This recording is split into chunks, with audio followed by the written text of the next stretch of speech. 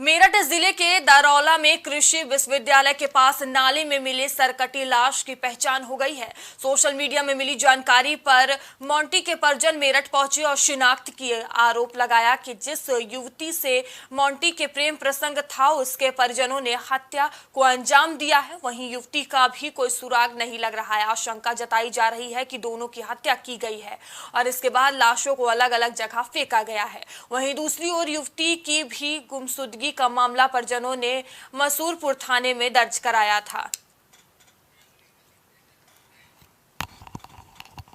देखिए, मेरठ में horror killing के मामले से जुड़ी ये बड़ी जानकारी सामने आ रही है। नाले में सिर कटी लाश मिली थी। वहीं घर वाले बोले प्रेम प्रसंग में हत्या की गई है। और मेरठ से हमारे सहयोगी राजन हमसे जुड़ चुके हैं। राजन, देखिए, मेरठ में ये बड़ी हत्या की घटना को अंजाम दिया गया था, सरकटी लाश मिली थी, क्या कुछ इसमें अपडेट है? बिल्कुल मयूरी, देखिए 4 दिन पहले एक सरकटा लाश थाना दोराला क्षेत्र के अंतर्गत कृषि विश्वविद्यालय के पास में नाले पर मिला था। सर कटा हुआ था और एक हाथ कटा हुआ बताया जा रहा है। उस शव की बरामदगी के बाद में मेरठ पुलिस ने 1626 ग्रुपों में, उत्तर प्रदेश के 1626 ग्रुपों में इस फोटो को शेयर कर दिया था। और साथ ही साथ जो मेरठ के आसपास लगे हुए राज्य हैं, जिले हरियाणा, दिल्ली, इन तमाम राज्यों में भी ये फोटो लगातार वायरल की गई थी। और वायरल होने के बाद में ये पता चला था कि मुजफ्फरनगर के एक मंसूरपुर गांव है, ये युवक का शव वहां का है और मोंटी नाम उसका बताया गया था। जब परिजन मेरठ पहुंचे तो परिजनों ने इस मामले की शिनाख्त कर ली। उस शव की शिनाख्त करते हुए मोंटी नाम बताया कि 28 तारीख की रात से युवक हमारा लापता था, जो 22 अगस्त को मेरठ पहुंचा था और हरियाणा में एक गार्ड की नौकरी किया करता था। तो फिलहाल जब ये शव लेकर परिजन यहाँ से पहुंचे हैं गांव अपने, और रात को ही पुलिस ने एक चौंकाने वाला खुलासा कर दिया। पुलिस ने युवक और युवती को दोनों को चंडीगढ़ से बरामद कर लिया। मतलब जिस युवक की शिनाख्त वो परिजन कर चुके थे, वही युवक जिंदा पाया जाता, वो भी चंडीगढ़ में और अपनी गर्लफ्रेंड के साथ में, यानी कि जिससे प्रेम प्रसंग चल रहा था।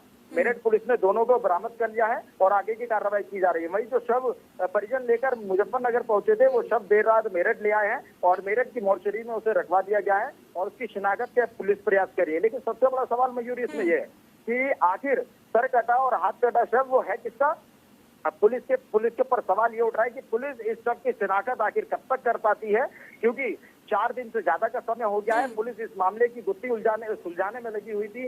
बताया जा रहा था कि मुजफ्फरनगर के परिजनों का वो शव है मोंटी का, लेकिन अब मामला ही उल्टा हो गया और सवाल आखिर ये खड़ा हो रहा है कि आखिर वो शव है किसका और इसकी शिनाख्त आखिर कब तक की जाएगी। मेरठ पुलिस ने शव को मोर्चरी में भिजवा दिया। जी, तो इस पूरे मामले पर अभी तक मेरठ पुलिस का क्या कुछ कहना है राजन?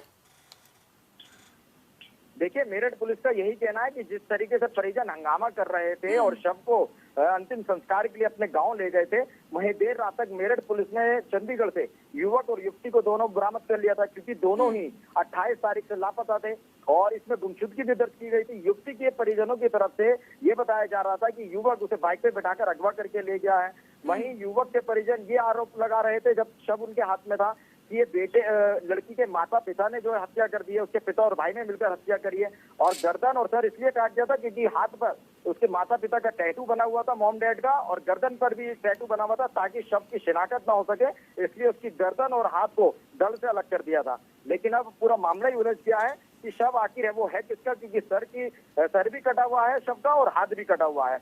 और वहीं जो गुत्थी सुलझ गई थी कल तक, वो फिर दोबारा उलझ गई है, क्योंकि शव जो परिजन बता रहे थे हमारा है, वो युवक आज जिंदा निकला है और वो चंडीगढ़ से बरामद कर लिया गया है। जी, धन्यवाद राजन हमसे जुड़ने के लिए और तमाम जानकारियों के लिए। तो बता दें, मेरठ में ये हॉरर किलिंग के मामले से जुड़ी बड़ी खबर आपको बता रहे हैं, जहां नाले में किसी मोंटी की सिर कटी लाश मिली। वहीं इस पूरे मामले पर अब पुलिस कार्रवाई में जुटी हुई है।